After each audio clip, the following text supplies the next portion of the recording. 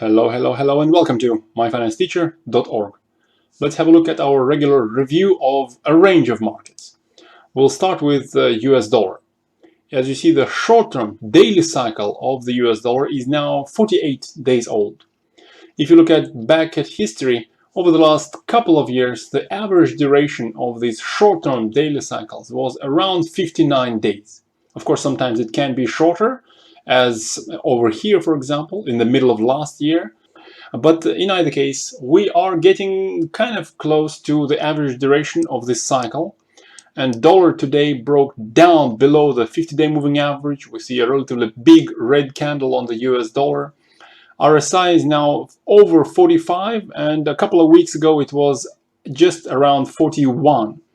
So based on the cycle duration and based on the performance of the US dollar, given that it's broken below the 50-day moving average today, and that given it's relatively close to the lower range of the Bollinger Bands, I think dollar is still likely to go down for another few days, come closer to the average cycle duration, maybe poke below the lower range of the Bollinger Bands a couple of times and give us a bit of a lower level on the RSI.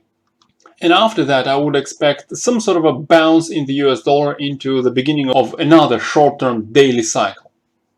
And that bounce, maybe over the next 2 to 3 weeks, might still actually give us lower lows on the gold price below this recent low just at about 1850.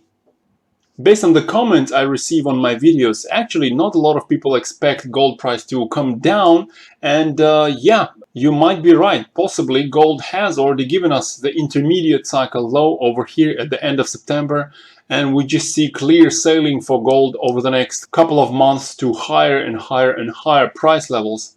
But with a big red candle on the US dollar, gold is not actually managing to give us a big green candle. So that also talks of some sort of a weakness in gold. And the ongoing short-term daily cycle in gold is now 25 days old.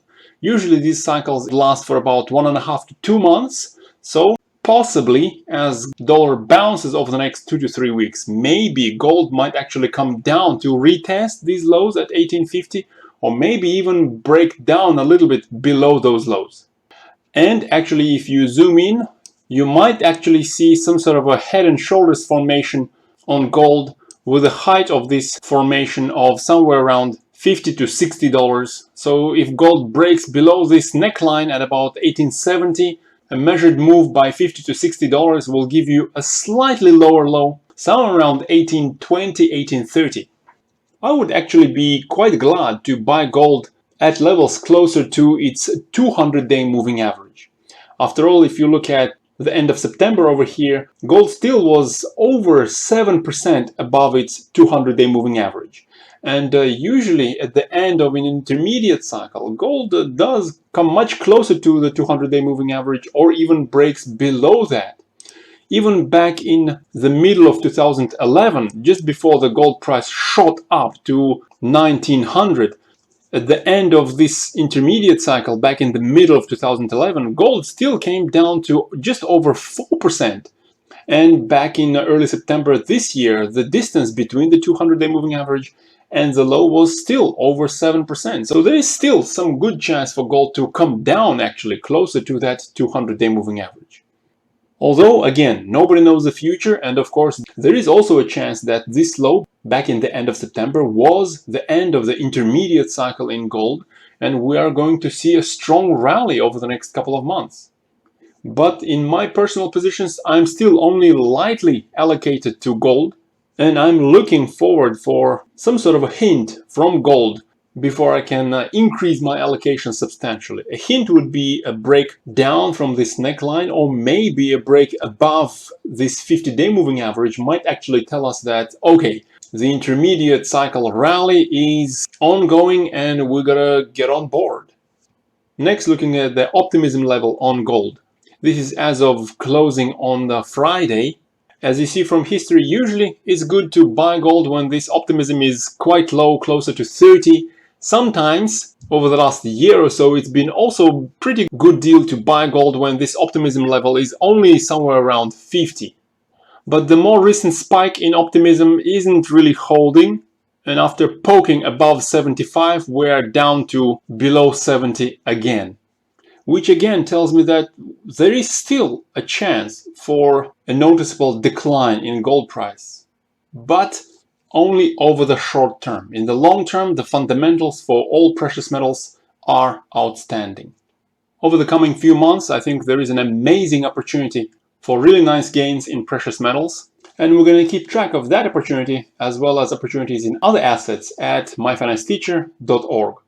If you want to follow a range of assets together with us, join us by clicking this register button on the home page. Next, looking at S&P 500, unlike gold, I think there is a pretty good chance that the general stock markets did finish the intermediate cycle low over here at the end of September. And the reason for that is because the performance of S&P 500 since then has been very, very strong. So although there might be a lot of volatility over the next couple of weeks with the elections, I still think there is a very small chance of S&P 500 dropping below this 3200, the late September low. And generally the trend is going to be upwards. Although the short-term daily cycle is now 25 days old, usually these cycles last for over a couple of months, so possibly another push to give us a second poke through the upper range of the Bollinger Bands before S&P 500 declines down into the short-term daily cycle low. Next, let's have a look at energies, XLE in front of you. And as you see, over the last week or slightly longer than that, XLE has actually been kind of underperforming versus crude oil. The black line here is crude oil. So if crude oil did give us the end of the intermediate cycle, either over here at the beginning of September or over here at the beginning of October, if crude oil rallies from here, there will be a nice chance for XLE to snap up and catch up with the crude oil after some underperformance. Again, if you zoom in a little bit on XLE chart, you might see this inverted head and shoulders pattern possibly being formed, and the neckline here is somewhere about 31.5 with the height of this formation of about $3 to $4. So if this inverted head and shoulders formation plays out as they usually do in history, then maybe a measured move by $4 above the neckline, followed by a retest of the 50-day moving average and a continuation of the rally possibly into the next intermediate cycle. Looking at the Optimism index on crude oil, you see that history shows that it's generally a good idea to buy oil when this Optimism index is close to the green line, somewhere around 30. Again, at the beginning of September and at the beginning of October, it came down to just around 34, 35, close enough for the end of the intermediate cycle. So although there is a chance of retesting the lows, there is also a pretty good chance that crude oil is possibly starting to rally in a new young intermediate cycle. Next, let's have a quick look at coffee. Generally, history shows that the coffee cycles last for about 145 days. That was the average over the last several years. The ongoing cycle is 125 days old right now, and we see coffee is breaking down from that triangle formation we mentioned in the previous video. Bollinger Bands are pretty narrow, and coffee is starting to poke below those Bollinger Bands. So as the downtrend line in coffee continues, possibly over the next few days, coming close to the average cycle duration, that's when I will be looking for a nice buying opportunity. For more particular targets and timing of that opportunity, make sure to join us at myfinancesteacher.org.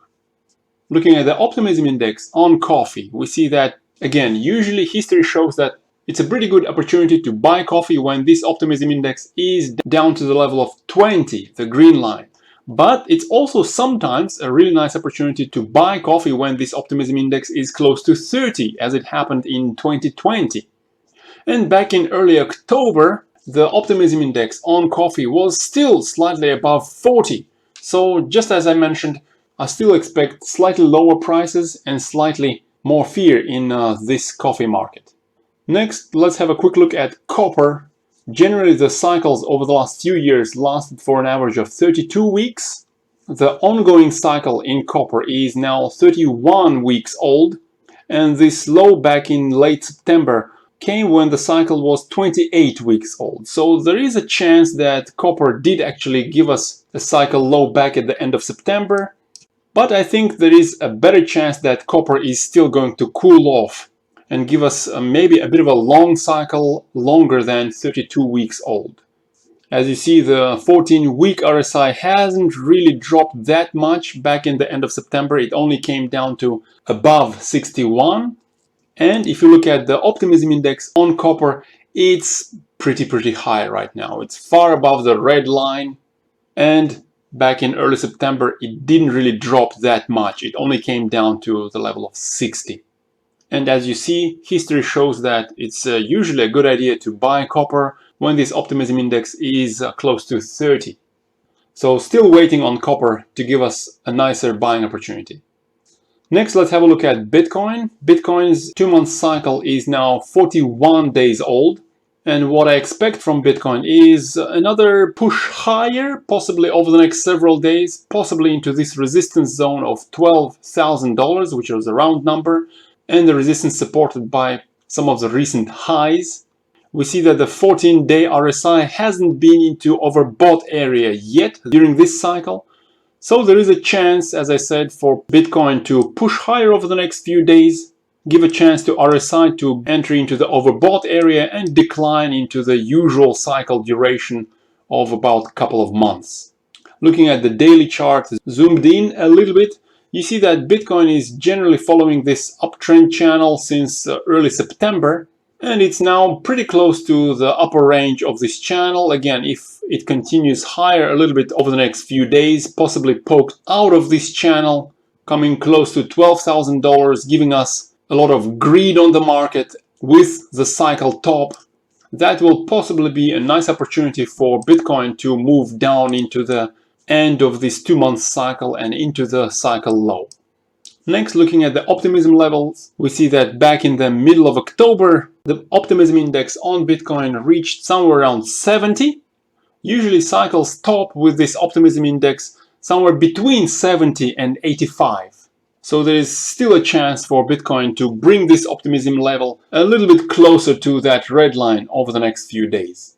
So that's my quick overview of a range of markets. As we see over here at myfinancesteacher.org, I and my colleague, we do update the members pretty frequently and in detail. If you want to try out the subscription, it's only $5 for the first month, with $10 per month after that.